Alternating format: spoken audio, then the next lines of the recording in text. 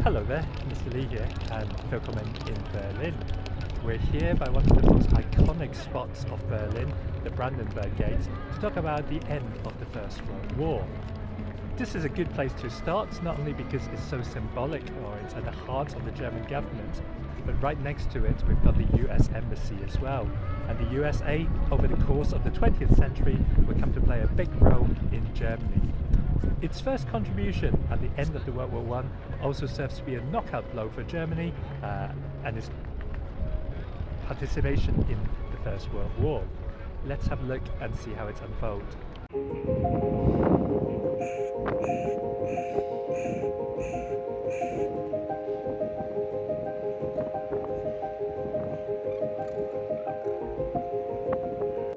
Let's start with the Ludedorff Offensive, which we have covered. The operation stalled around June or July with the supply line stretched. The truth is, Germany was already suffering from food shortages prior to the offensive. Let's look at this postcard. This postcard from 1915 reads, "May our enemies threaten us ever so much with the horror of starvation.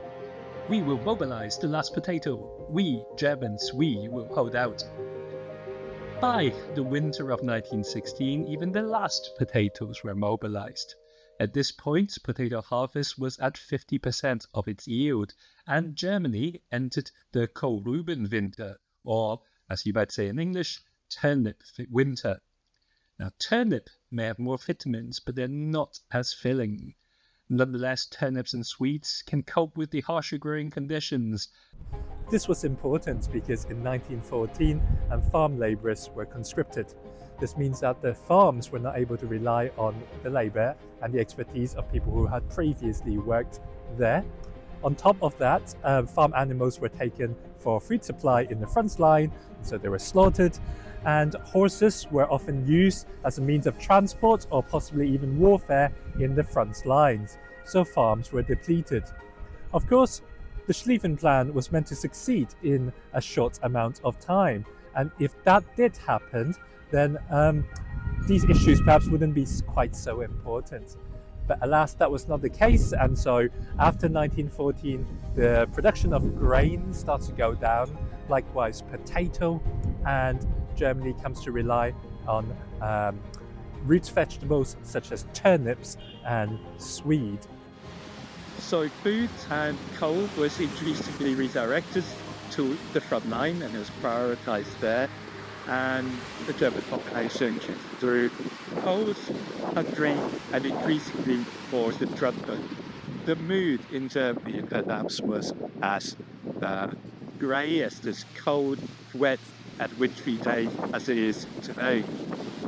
And in some ways, the Japanese government must have been just an issue about foreign affairs with the economy domestically, as well as secure energy supply.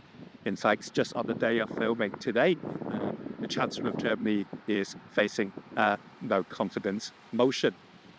Nonetheless, Germany has been a secure and safe democracy for a while now, and it's also not fighting a war, unlike the time that we're studying.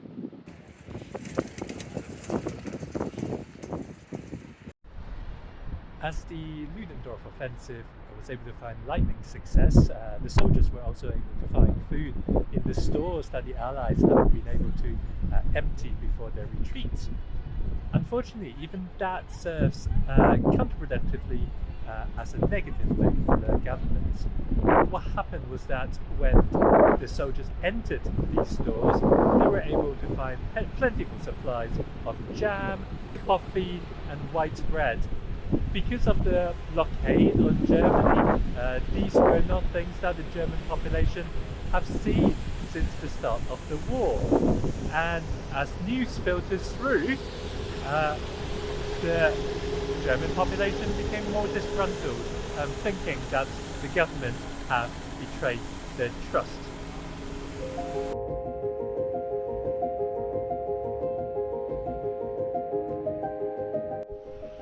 In the summer of 1918, the Spanish flu hits Germany. The population is already weakened by hunger, and by the 1919, about 400,000 people died. Now, admittedly, this figure stretches over to after the end of the war, but reporting is not as sophisticated as it is now, and it's quite likely that the figure would have been underreported anyway. In either way, let's set the scene for September 1918. By now, the nation and its population are war-wearied, and they were not confident in how things are going to go. By now, the Ludendorff Offensive early in the year has been stopped at the Second Battle of the Marne and has been reversed and more in the 100-day offensive supported by the newly arrived American troops. By now, even Ludendorff himself was advising that the war could not be won. At September 1918, at this point, there's going to be a few events happening in Germany and across Germany that's going to tip the war over and put it at an end.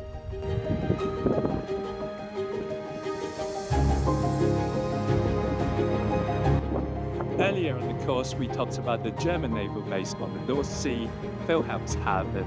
Here on the Baltic Sea, we have Kiel. The Kiel is the other in the term Reichskriegshafen, the designated base for the Kaiser's navy. The two cities are connected by the Kiel Canal, which allows for a shorter route from the North Sea to the city of Kiel without having to go around the Jutland Peninsula.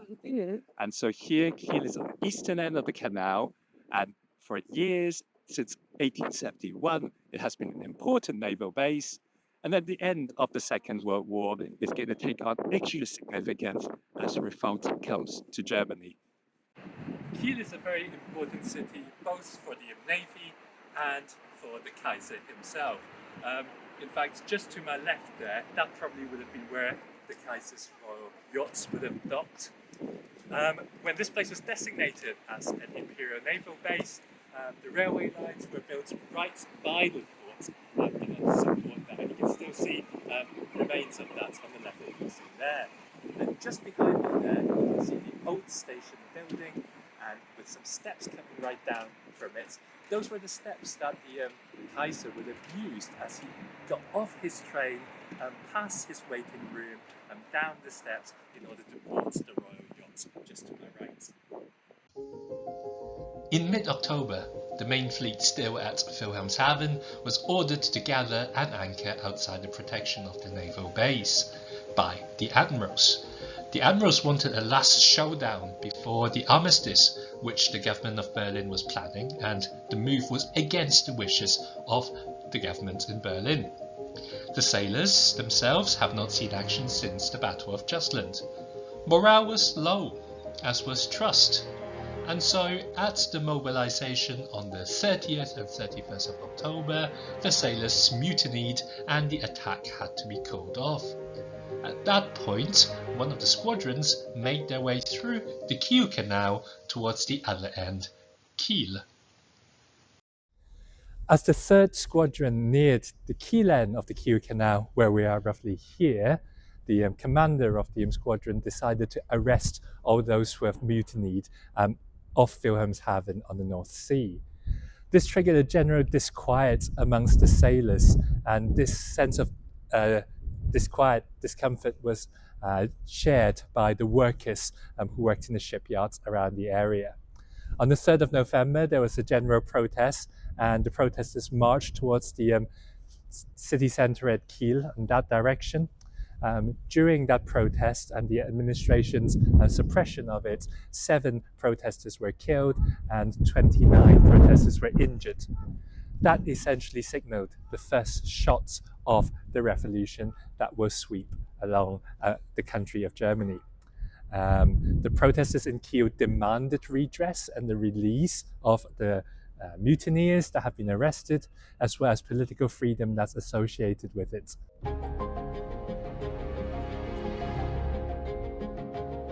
On the 8th of November 1918, the Bavarians in the south of Germany set up a breakaway republic, the Bavarian Socialist and Democratic Republic. In Berlin, as elsewhere in the country, there were protesters on the streets showing the discontent inspired by the events in Kiel. On the next day, the 9th of November, whilst the Kaiser was at the military headquarters of the German military in Spa in Belgium, an announcement was made that the Kaiser had abdicated. The announcement was not by the Kaiser, but he could do nothing about it. As part of the announcement, the chancellorship was handed over to the Socialist Democrat Friedrich Ebert. Before the days of 24-hour rolling news and social media, it's quite hard for news like this to filter through.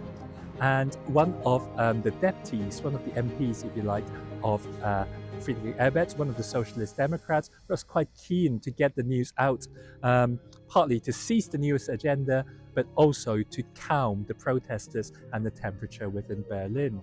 So at 2 p.m., he stepped out of the window of his office at the Reichstag and he proclaimed the beginning of a republic, which is just as well, because he got wind of the fact that one of the breakaway socialist groups, the Spartacus League, was also trying to seize the news agenda, and he got there 2 hours before the Spartacus League.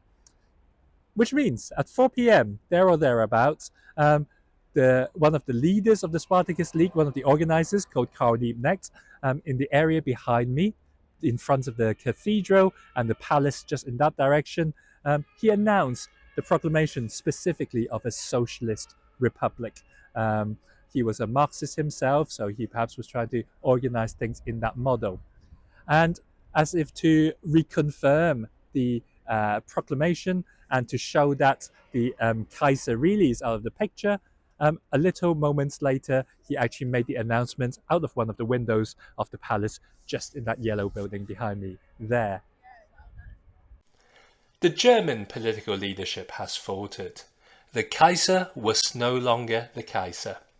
Germany has been fighting alone for a while as its allies were, one by one, forced to leave the war in 1918. Bulgaria in September, Turkey in October, Austria-Hungary on the 4th of November after a spectacular defeat in northern Italy at Vittorio Veneto. On the 10th of November, a new government led by the Social Democrat Friedrich Ebert came into power. On the next day, on the 11th of November 1918, in a railway carriage in the forest near the French city of Compiègne, Friedrich Ebert's representative Matthias Erzberger came and met the Allies and signed the Allies' terms for an armistice. The fighting is going to come to an end. In a sense, the decision was obvious with the situation that Germany was in. But actually, negotiations have been ongoing for some time between the German government and the Allies and the USA in particular. And there was a sense that the 14 points of Wilson was a good basis from which to negotiate the terms of the peace treaty. Back in January 1918, Woodrow Wilson, the American president, had highlighted a set of 14 conditions which he felt should be the principle for any peace negotiations. By September, General Ludendorff was advising his government to sue for peace, though he made sure that he had very little role to play in that negotiation. By the time of the armistice, the German government has come to the view that the 14 points, as they were known, will be sound principles for a peace agreement. The military establishment, perhaps out of honor, but more likely out of selfishness, was never going to take responsibility over Germany's loss in the World War I. The likes of Ludendorff, the likes of Hindenburg, they were never going to take responsibility for that. And perhaps the order to get the North Sea Fleet out to fight one last battle gives you an insight into the military establishment of Germany. The fact that the civilian administration was leading the peace negotiation after the war gave the generals a chance to promulgate the Durchstoßlegende. Durchstoß is the German word for a stab in the back, and so the trope of being stabbed in the back is the suggestion that actually the military could have won the war, but with the switch away of power away from the Kaiser, away from the military towards a civilian administration led by a politician, Friedrich Ebert, it was that civilian administration, that lost Germany the war. It was not the generals themselves who lost Germany the war. And that is the trope of stab in the back, or Durchstoßlegende. The USA and its allies did not make it to Berlin in the end, nor did they have to. From afar, and notably in Paris in 1919, the USA helped Germany form a new government after the collapse of the old system, the old regime. But the political project of the Weimar Republic began on very shaky ground, fraught with instability domestically and also because of the terms of the Treaty of Versailles.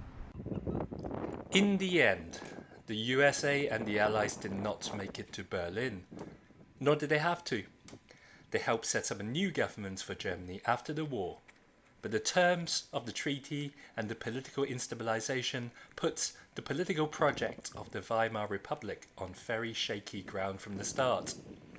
The lack of responsibility by the military over Germany's defeat also allowed figures such as Hindenburg to gain favor when things were not going well. Hindenburg won the presidency in 1925. Hindenburg was also the person who invited Hitler to form a government in 1932. Foreign troops did enter Berlin in 1945, and the USA will feature heavily in Berlin and on German soil from the Second World War onwards. This is a different video to the ones that I've done before, and I'm very happy to be able to produce it. It's not a part of the history that I've taught for a while, and my thanks to my 10 year 11 students in my history class in Sedbergh, who gives me the motivation to do it. So I hope you enjoy it, and you never know, there might just be more videos like this to come.